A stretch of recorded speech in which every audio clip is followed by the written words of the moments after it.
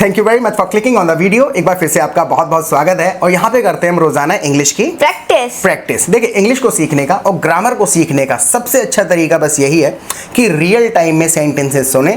जब आप सिचुएशन से कनेक्ट करेंगे कि किस भाव को प्रकट करने के लिए ये वर्ड यूज हुआ है ग्रामर का, तो बहुत अच्छे तरीके से समझ में आएगा।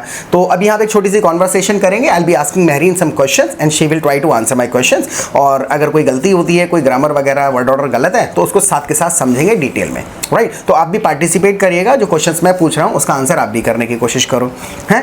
सबसे पहले हम कहाँ से शुरू करेंगे? अभी हम समझेंगे हाफ वे को।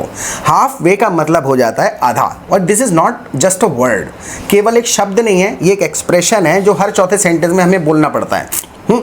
जैसे हमें ये कहना पड़े कि हम कल मार्केट जा रहे थे। We were going to the market yesterday. We were going to the market yesterday। और हमें आधे रास्ते में याद आया। अब इस प्रकार का ये आधा रास्ता जब हमें बताना है, सबसे पहले क्या रखना है दिमाग में कि हिंदी के लहजे में नहीं बोलना। आधे रास्ते में याद आया कि वो ड्रेस तो हमने घर पे ही छोड़ दी, ड्रेस तो घर पे ही भूल गए। तो ये बात है हिंदी की। हिंदी के शब्द हैं, इमेज बनाती जब माइंड में बोल पाएगी। So we were going to the market yesterday, और हमें आधे रास्ते में याद आया कि हम वो जो ड्रेस बदलने जा रहे थे वो घर पे ही छोड़ दी हमने। इतनी बात अगर कह पा रहे हैं तो समझ लीजिए आपको 50% ग्रामर आती है। इतनी बात कहनी है। तो हमें आधे रास्ते में याद आया। कहाँ पे याद आया था हमें? आधे रास्ते में। तो कहाँ थे हम? आधे रास्ते में। हाँ, हाफ वे। हाफ वे, देखो इसको यूज करना आना चाहिए। We were half way. We were halfway to the store. to the store। यानी रास्ते तक, स्टोर तक पहुंचने वाले थे। We were half way to the store. Half way इतना भी कह के छोड़ा जा सकता है। We were half way when, जब हमको याद आया, हमें याद आया कुछ तो। Remembered now। We remembered। So we were halfway to the store when we remembered। When we remembered। जब हमें याद आया कि जो ड्रेस हम बदलने जा रहे थे वो तो हमने घर पे ही छोड़ दी। जो ड्रेस हम बदलने जा रहे थे वो हम घर पे ही छोड़ आए थे। जो ड्रेस हम बदलने जा रहे थे वो हम घर पे ही छोड़ आए थे। हाँ, The dress। सही है, स्टार्टिंग ठीक है। हाँ, The dress we were changed। we were going to exchange। Going to exchange। हाँ, the dress we were going to exchange। Exchange। बदलने जा रहे थे। क्या किया था उसका हमने? घर पे छोड़ हाँ। गए थे। छोड़ने को we had left at home। We had left at home। Right? So we were halfway to the store and the dress we were going to exchange we had left at home। घर पे ही भूल गए थे, छोड़ गए थे सब कुछ। इंग्लिश में जैसे ना ये छोटे छोटे वर्ड्स सीखने रह गए, बस आपको ग्रामर आती है। जैसे मान के चलिए रास्ते में हम कहने लगे अरे यार मोबाइल तो मैं घर पे ही भूल गया, तो कैसे कहेंगे? मोबाइल तो घर पे ही भूल गया मैं। I left at home the mobile। हाँ, I left the mobile। I left the mobile at home। at home। जैसे हिंदी में मैंने कहा भूल गया, तो ऐसे नहीं कहेंगे I forgot the mobile at home। तो हिंदी में इंग्लिश में किस तरीके से बोला जाएगा? जब भी आप कुछ भूल जाते हैं, कोई सामान अपना लेना भूल गए हैं, तो फॉरगेट की जगह पर हम लेफ्ट वर्ड इस्तेमाल कर लेते हैं, राइट। जैसे ये कहना है कि अरे मेरी नोटबुक तो स्कूल में ही रह गई। I left the notebook from the school। In school। In school। Right, I left the notebook in school। School में ही रह गई है, राइट। कुछ भी भूल जाएं तो हमें लेफ्ट का इस्तेमाल करना है। अब 3 वर्ड्स आते हैं। जैसे यहाँ से एक आइडिया मिला मुझे। जैसे 3 चीज़ें हैं। चेंज का मतलब बदलना, हाँ। एक्सचेंज का मतलब भी बदलना, और रिप्लेस का मतलब भी है बदलना। हाँ। तो हम ड्रेस को क्या करने जा रहे थे? रिप्लेस करने या चेंज करने? चेंज करने जा रहे थे। नहीं, हम उसको एक्सचेंज करने जा रहे थे। देखो, चेंज का मतलब इस संदर्भ में क्या हो जाएगा, ये इंटरचेंजेबली तो यूज होंगे। जैसे कोई मतलब बहुत सोच के ना बोले तो बोल देगा, लेकिन मीनिंग गलत हो जाएगा। चेंज करने का मतलब है मैं कहूँ गो चेंज योर ड्रेस, तो जाके कपड़े बदलना हुआ खुद से, मतलब उसकी जगह पर कुछ और पहन लेना, राइट। जैसे बहुत कॉमन एक्सप्रेशन है, मुझे कपड़े बदल लेने दो फिर चलते हैं, तो क्या कहूँगा? Let me change. Let me change my dress। हाँ, माई क्लोथ्स, या इतना ही कह के छोड़ दिया जाएगा, लेट मी चेंज, यानी कपड़े बदलने दो। तो चेंज का मतलब है स्पेशली इस संदर्भ में कि कपड़े बदलना, और एक्सचेंज का मतलब है तुमने कुछ दिया और उसके बदले में कुछ लिया है। जैसे मैं ये कहूँ कि चलो ऐसा कर रहे हैं, अपना मोबाइल बदल लेते हैं, Let's exchange the phone. Let's exchange our mobiles, Our mobile. हाँ, फोन्स कह दिया, फोन ज़्यादा बेटर साउंड करता है, तो वो कुल मिला करके चेंज अलग ही संदर्भ है, लेकिन कह दिया जाता है can you change this, right. लेकिन चेंज इतना ज़्यादा अप्रोप्रिएट नहीं है। जब आप किसी चीज़ के बदले में कुछ ले रहे हैं तो एक्सचेंज कर रहे हैं। और मान के चलिए, इसीलिए कहते हैं ना, वहाँ पे लिखा होता है कि एक्सचेंज इन 7 डेज, 7 दिन के अंदर बदला जा सकता है, उसकी जगह कुछ दूसरा लिया जा सकता है। अब एक वर्ड आता है इसमें, रिप्लेस। तो 2 वर्ड्स बहुत कॉमनली आपको यूज करने हैं। चेंज का मतलब है कुल मिलाकर के कपड़े बदलना टाइप। एक्सचेंज है कुछ बदलने जा रहे हैं। जैसे ये मोबाइल मेरा खराब निकल गया, मुझे मोबाइल बदलने जाना है, तो मुझे मोबाइल बदलने जाना है। I will exchange my phone. हाँ, I'll exchange my phone, right. मैं इसको बदलूंगा, राइट। एक होता है रिप्लेस। रिप्लेस का मतलब होता है जहाँ पर हम ऐसी चीज़ बताएं कि प्लेस भी मेंशन करना पड़े। जैसे कि ऐसा है, ये टेबल रखी हुई है यहाँ पर, अब मैं इसके बदले में कुछ भी लेकर के नहीं आ रहा हूँ, इस ट्रेड नहीं करूँगा। ये कहूँ ये टेबल जो है मेरे को बदलनी है, ये बहुत टूट गई है, मुझे टेबल बदलनी है। I replace the table. हाँ देखो, अब यहाँ पर कैसे आता है, स्टाइल है कहने का। मैं ऐसे भी कह सकता हूँ, I want to change this table, हाँ, कह सकता हूँ, ये चल जाएगा, राइट। लेकिन यहाँ पर जब मैं जगह की भी बात कर रहा हूँ, भाई ये जगह पे ठीक नहीं लग रही है, ये बदलनी है, टूट गई है, so I want to replace this table. Replace का मतलब है जहाँ रखी है उसी जगह पे कुछ और ला करके रख देना, राइट। जैसे, और रिप्लेस मतलब ऐसा भी है कि किसी दूसरी जगह पर भी रख सकते हैं उसको। जैसे मान के चलो हम ये कहें कि ऐसा करते हैं, इस टीवी को बदल देते हैं। Let's replace the TV. Let's replace this TV, चल जाएगा। एक्सचेंज क्यों नहीं कर रहे हैं? क्योंकि इसके बदले में कुछ नहीं ला रहे हैं, हाँ, राइट। हम डायरेक्ट इसी की बात कर रहे हैं, तो let's change this TV, TV बदल देते हैं डायरेक्ट। एक्सचेंज का मतलब हुआ इसके बदले में कुछ और लाएंगे, तो राइट। तो जब भी हम कपड़े के संदर्भ में क्या करते हैं, ज़्यादातर अपनी ड्रेस दे करके दूसरी लाते हैं, तो एक्सचेंज कर लेते हैं।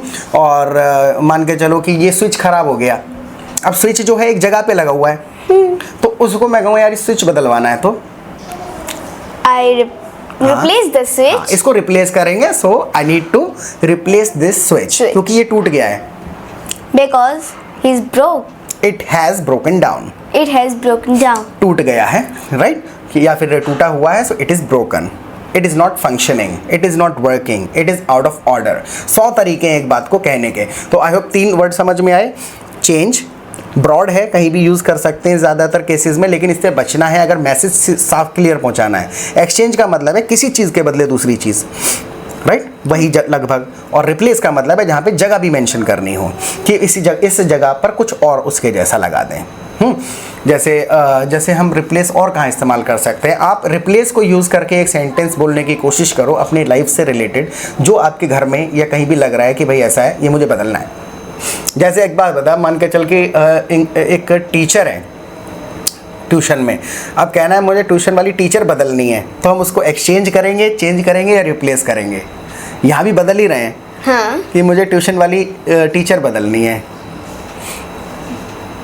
उसे तो मैं एक्सचेंज ही करूंगी, उनके बदले कोई दूसरी टीचर लाके खड़ी एक्सचेंज नहीं कर दूंगी। करेंगे। So I want to change my tuition teacher. तो चेंज जो है आप बदल रहे हैं, उसमें आप कोई बदले में कुछ नहीं ले रहे और जगह की बात नहीं कर रहे हैं। रिप्लेस ज़्यादातर कहाँ पर कहते हैं, जहाँ पर उसी की जगह पर प्लेसमेंट की भी बात होगी, कौन सी जगह फिक्स्ड है। जैसे कि बेड को, हाँ, जैसे हाँ ऐसे Replace करना है। कहें, हाँ, तो चेंज एक ब्रॉड वर्ड है, यूज़ कर सकते हैं। ऐसा करते हैं, भाई ये बेड बहुत पुराना हो गया है, तो कैसे कहेंगे? ये बेड बहुत पुराना हो गया है। हाँ। The bed is very old. सही है, the bed is very old. चलो इसको बदल देते हैं, Let's replace this bed. Let's replace भी कर सकते हैं या फिर let's change this bed. Change ज़्यादा अप्रोप्रिएट है। तो ये ज़्यादातर ये वर्ड्स जो हैं, कन्फ्यूजन कहाँ हो रहा है, क्योंकि ये इंटरचेंजेबली यूज़ हो रहे हैं, अदल बदल के कहे जा सकते हैं, लेकिन बहुत क्लियरली अगर मैसेज पहुँचाना होता है हमें, तो हमें थोड़ा थोड़ा उस प्रकार के सेंटेंस बोल के ही आदत में डालना पड़ता है, तो खुद से लॉजिक समझ आ जाता है, यहाँ पर ये चीज़ अच्छी लगेगी। जैसे मान के चल मैं ये कहूँ बाल्टी की जगह जग रख दो, जग को तो जग बोलेंगे ना? हाँ जग बोलेंगे, बाल्टी को बाल्टी कहते हैं। बाल्टी हिंदी का शब्द है या इंग्लिश का? हिंदी। और इंग्लिश में क्या कहेंगे बाल्टी को? इसको बकेट कहते हैं इंग्लिश में। तो हम क्या, हाँ बकेट मतलब हो जाता है, टोकरी भी हो सकती है बकेट, और ये बाल्टी को भी बकेट ही कह देते हैं, राइट। अब हमें करना क्या है कि ये कहना है तुझको कि इस बाल्टी की जगह जग रख दो या इस बाल्टी को जग से बदल दो। अब यहाँ पर बात क्या आ रही है कि भाई प्लेसमेंट है, उसकी जगह प्लेस करना है उसको, राइट। तो बाल्टी की जगह जग रख दो, तो कैसे कहेंगे? बाल्टी की जगह जग रख दो। हाँ, तो रिप्लेस हाँ, द बाल्टी इनटू जग। नहीं, इनटू नहीं, इसमें विद कर देंगे। लॉजिक अच्छा लगाया। और रिप्लेस द बकेट, बाल्टी अब नहीं कहेंगे, बकेट ही कहते हैं ना। बकेट। हाँ, so replace the bucket with a jug, with a jug, यानी रिप्लेस कर रहे हैं किस चीज से, तो यहाँ पर विद लगेगा, right. So replace the bucket with a जग।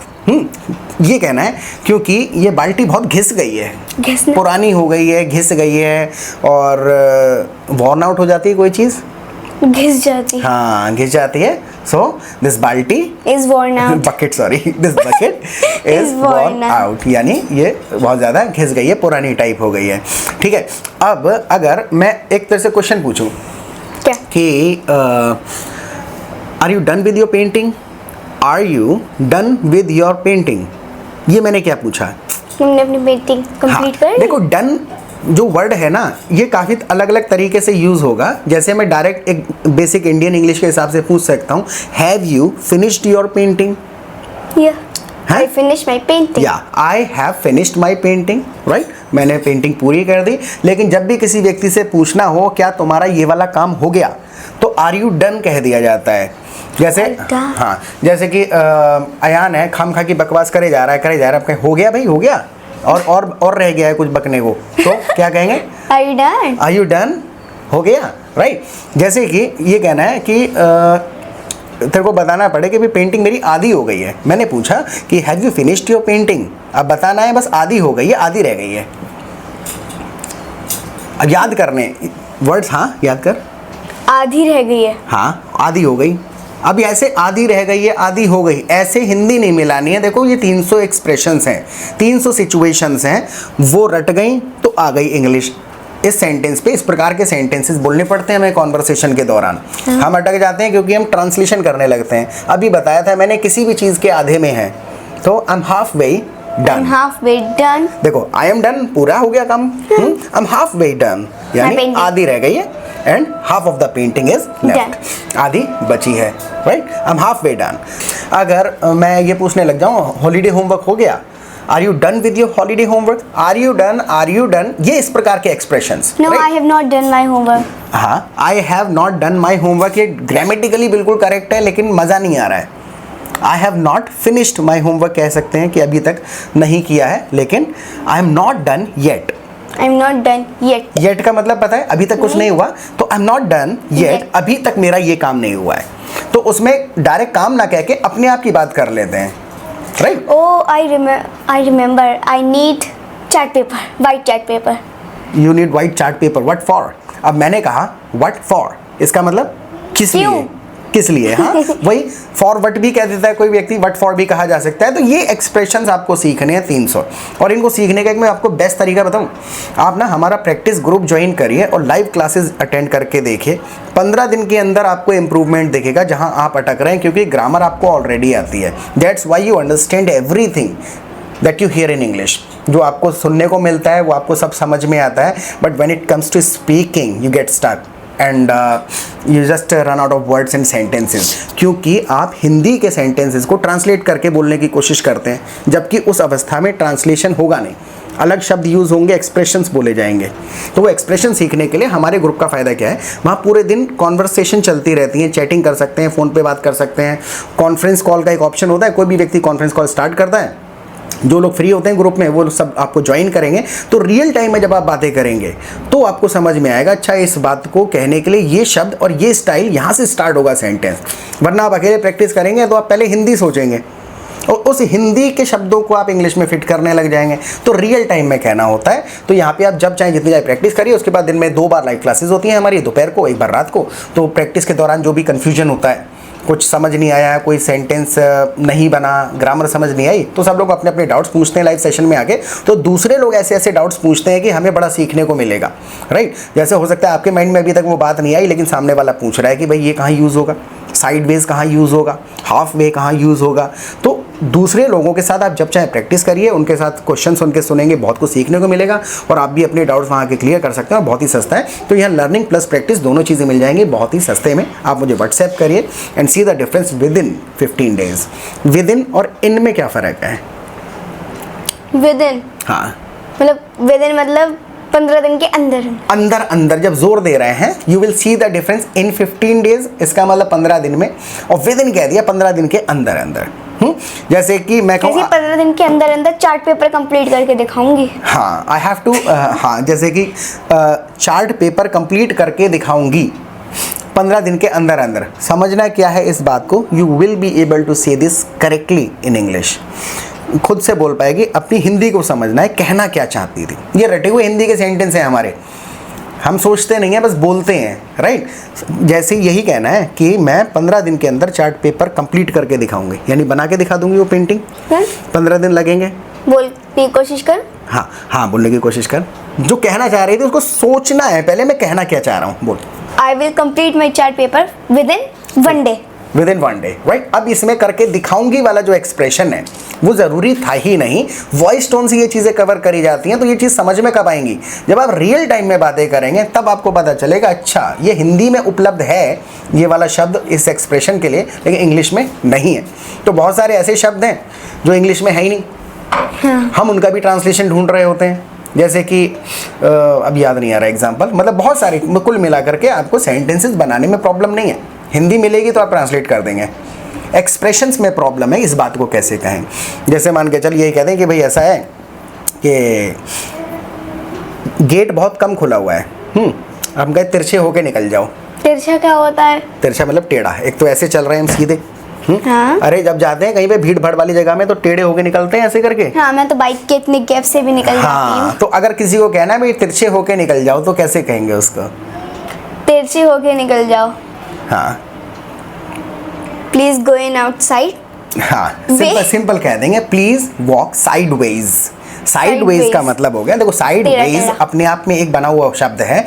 कोई भी चीज़ जैसी अलाइंड होनी चाहिए वैसी नहीं है, अगर टेढ़ी है तो वो साइडवेज है, राइट। जैसे कि बेड का तकिया उधर होता है और पैर इधर होते हैं। कोई बंदा तकिए से पैर की तरफ ना सो के ऐसे ऐसे सो गया, मतलब बेड ऐसा है, हाँ। ये तकिया रखा है, ये पैर है, तो वो बेड पे बिल्कुल सही सो रहा है। लेकिन अगर कोई ऐसा टेढ़ा टेढ़ा सो गया बेड पे, तो वो कैसे बताएंगे वो बेड पे कैसा सो रहा है? वो साइड होके सो रहा है, साइडवेज पड़ा हुआ है वो बेड पे। हाँ, वो साइडवेज सो रहा है, तो कैसे साइंटिस्ट में कैसे यूज करेंगे? वो बेड पे टेढ़ा टेढ़ा सो रहा है। He's sleeping. हाँ, in a sideways. हाँ, he is sleeping in the bed sideways. Sideways का मतलब हो गया टेढ़ा टेढ़ा। ऐसे तो मैं सोती हूँ। हाँ, हम सब लोग साइडवेज ही सोते हैं बेड पे, राइट। नहीं, आप सीधे सोते हो, मैं टेढ़ी टेढ़ी सोती हूँ। चल ऐसे बोलना पड़े कि ऐसा करो भाई, पता नहीं किसने बाइक गली में टेढ़ी टेढ़ी लगा दी है। किसी ने बाइक गली में टेढ़ी टेढ़ी लगा दी है। ये हिंदी का एक बना बनाया सेंटेंस है। सोचना है लाइक लगा दी है मतलब पार्क कर दिए हैं, खड़ी कर दी। मैं ये भी कहने लग जाऊंगा कि किसी ने बाइक टेढ़ी टेढ़ी खड़ी कर दी है, तो हमें हिंदी की ट्रांसलेशन की आदत छोड़नी है। खड़ा तो सीधा होता है। खड़ी मतलब खड़ी कर दी है बाइक, यानी पार्क कर दी है किसी ने गली में। क्या करा है, रोड पे आकर के टेढ़ी खड़ी कर दी है ऐसे और रोड बंद कर दिया। अब बताना है, दिख रही है इमेज, दिख रही है आपको भी दिख रही होगी। इमेज बनाओ माइंड में और बता के दिखाओ कि किसी ने रोड पे बाइक ऐसी टेढ़ी टेढ़ी खड़ी कर दी है जी, रोड बंद कर दिया। कैसे बताएंगे? किसी ने बाइक टेढ़ी टेढ़ी खड़ी कर दी है। सही बोल के था। किसी ने, हाँ, किसी ने क्या यूज होता है, भूल गई। Someone, हाँ, someone parked the bike in sideways। इनकी जरूरत नहीं है। Someone park, देखो लगभग वर्ड ऑर्डर पहुंच रहा है ना, तो ऐसे ही धीरे धीरे पहले 2 शब्द, फिर 3 शब्द, फिर सेंटेंस लगभग 95% सही हो जाएगा। थोड़े प्रीपोजिशंस वगैरह रह जाएंगे जो गलत जोड़ते हैं हिंदी के हिसाब से, वो धीरे धीरे आपकी समस्या दूर तभी होगी जब आप बोलने की कोशिश करेंगे इस प्रकार के sentence. So someone parked the bike, park किया है किसी ने। Someone parked the bike sideways on the road. Sideways यानी किसी ने क्या करा, किसी ने बाइक टेढ़ी टेढ़ी खड़ी कर दी रोड पे। So someone parked the bike sideways टेढ़ी टेढ़ी खड़ी कर दी। ऐसे तो और कहाँ मेले पे? में करते हैं। हाँ ऑन द रोड, हाँ मेले पे करते हैं। मेले में ऐसी ऐसी पार्किंग लग जाती है तो वो साइड वेज पार्किंग करवाते हैं हमारी, यानी ज़्यादा बाइकें आ जाएं रोड के उसी दिशा में नहीं करवा के कैसी करवा देते हैं, ऐसी टेढ़ी टेढ़ी। तो बाइकें कैसी पार्क होती हैं वहाँ पर, साइड वेज, राइट। तो साइड वेज का मतलब ये कोई भी चीज़ टेढ़ी, जैसे मान के चलो कि एक सेकंड पहले मुझे पूछना है, अगर कहीं पे रास्ता बिल्कुल ही बंद है, मतलब निकलने की बिल्कुल ही जगह नहीं है, पूरा गड्ढा बहुत ही बिल्कुल खाई जैसे खुदा हुआ है, उसे क्या बोलेंगे? इसमें देखो डिपेंड करेगा कि वो गड्ढा जो है किस प्रकार का। जैसे गड्ढे के लिए बहुत सारे वर्ड्स होते हैं, लेकिन अक्सर जो रोड पे गड्ढे बन जाते हैं, अगर केवल खुद गया है रोड उखड़ते उखड़ते क्या हुआ है कि बहुत बड़ा गड्ढा बन जाता है जिसमें हम ऐसे ऐसे ऐसे निकलने लग जाते हैं लोग हैं, तो उसको हम पिट कह देते हैं। अगर कहीं आगे बहुत बड़ा गड्ढा है, so there is a big pit, There is a big pit on the road. Big pit हो गया वो उस प्रकार का गड्ढा जो अपने आप रोड उखड़ उखड़ के बनता चला जा रहा है, right. So don't go head, there is a big pit on the road, बहुत बड़ा गड्ढा है। और अगर वो नाला टाइप बन रहा है बहुत ज़्यादा, हाँ वैसा है, जैसे बदायूं में बहुत सारे नाले नाले हैं हर तरफ, तो उसको कह देंगे there is a big drain. Drain का मतलब कुल मिलाकर के नाली और नाले को कह देते हैं जिसमें पानी बह रहा है। ड्रेन तो वो वाला ड्रेन होता है ना, एक ड्रेन होता नहीं है, बहाने वाला भी है। हाँ, जैसे मैं कहूँ कि ऐसा है कि इस पानी को बहा दो, सो ड्रेन द वाटर। एक कॉमन एक्सप्रेशन इसी से आता है कि whenever I take her to the market, जब भी मैं मार्केट लेके जाता हूँ, what do you drain my wallet, यानी कि सारे के सारे पैसे खर्च करवा देना किसी के, या अपने पैसे भी खर्च करने हैं, फिजूल खर्ची बहुत ज़्यादा खर्च करने को भी ड्रेन कह देते हैं। So whenever I take her to the market she drains my wallet, पूरे पैसे खर्च कर देती है, बहा देती है सारा पैसा, राइट। तो यहाँ भी इस्तेमाल हो गया। तो वो जो गड्ढा है वो पिट है जो अपने आप उखड़ के बड़ा हो गया है, और ड्रेन है कुल मिलाकर के नाला टाइप है। हाँ। और एक प्रकार का और गड्ढा होता है, जैसे मान के चलो कि किसी ने खुद के जैसे काम चलता है रोड पे, देखो पिट किया हुआ जो अपने आप बन गया है। अदल बदल के बोले जा सकते हैं, जैसे रोड पे काम चलता है, किसी दिन 2 मजदूर आते हैं रोड पे और एक बहुत बड़ा गड्ढा खोद के चले जाते हैं तो क्या करते हैं वो लोग? तो वो क्या कहलाता है, तो आप किसी को कह सकते हैं डिच। डिच का मतलब है कि भाई आप उसको आर पार जाने में परेशानी आ रही है, गैप होता है, गैप हो गया रोड पे, है। जैसे कि हमारे यहाँ पे भी बहुत सारा दोबारा से काम चल रहा है, सारी नालियाँ, नए रोड बन रहे हैं, नालियाँ बन रही हैं बहुत सारी। तो वहाँ पर 2 मजदूर आते हैं और क्या करते हैं, they just dig a whole. अब यहाँ होल होगा, एक गड्ढा खोदते हैं और चले जाते हैं, या फिर कह सकते हैं they make a ditch, they make a pit, या। तो डिच का मतलब हो गया कुल मिलाकर के there is a big ditch on the road ahead, बहुत ज़्यादा बड़ा डिच है आगे, यानी गैप है। तो इस प्रकार के एक्सप्रेशंस आप तभी समझेंगे जब आप रियल टाइम में बातें करेंगे। तो हमारे साथ में इन प्रैक्टिस करते समय बोला करें, speak out loud every sentence, out loud. हाँ? एक चीज़ आप पूछनी है, अगर मुझे कहना मेले में जाके बहुत बड़ा वाला झूला झूलूंगी तो कैसे बोलूंगी? अब देखो यहाँ पे झूला झूलना जो है, झूला झूलने की भी कोई स्पेसिफिक वर्ड नहीं है कि झूला झूलने का कोई इंग्लिश में वर्ड हो। उनको हम क्या करते हैं, वो राइड्स होती हैं, राइड्स, राइट। हाँ, तो जैसे अगर मैं जाकर के वो बड़ा पहिए वाला जो होता है उसको जाइंट व्हील कह देते हैं, और भी कुछ नाम होता है उसका, ना जाइंट व्हील होता है। तो मैं क्या करूँगा, I will ride the giant wheel when I go to the fair, I will ride the giant wheel, right. तो अब कुल मिलाकर के मान के चल मैं ये कहूँ कि भाई ऐसा है कि ये बड़ा वाला झूला झूलोगी, इस बात को पूछ रहा है किसी से, तो कैसे पूछेंगे, बड़ा वाला झूलोगी? हाँ। Do you ride, do you want a ride, do you want a ride giant wheel, हाँ, on giant wheel, on giant wheel. Do you want a ride on the giant wheel, यानी कि जाइंट व्हील पे आपको ride चाहिए। अब एक चीज़ आपको बतानी है, पहले कमेंट में लिखने की कोशिश करिएगा कि हम मेले में गए और मैं बड़े वाले झूले पर झूली, ये आप बताइएगा कमेंट सेक्शन में, आपसे पूछ रहे हैं। और देखिए लिखिएगा, और इसके अलावा आप हमारी मुझे व्हाट्सएप करिए, रियल टाइम में बातें करेंगे तो खुद से आपके जो कन्फ्यूजन्स हैं, जो थोड़ा कॉन्फिडेंस नहीं आ रहा कि यार ये सेंटेंस सही है या गलत है, वो सारी चीज़ें सही हो जाएंगी and you will start speaking English with in 15 days, right. और इसके बारे में फीडबैक दीजिएगा। फिर मिलते हैं 2-4 घंटे में नए सेशन के साथ। Till then take care of yourself, bye bye.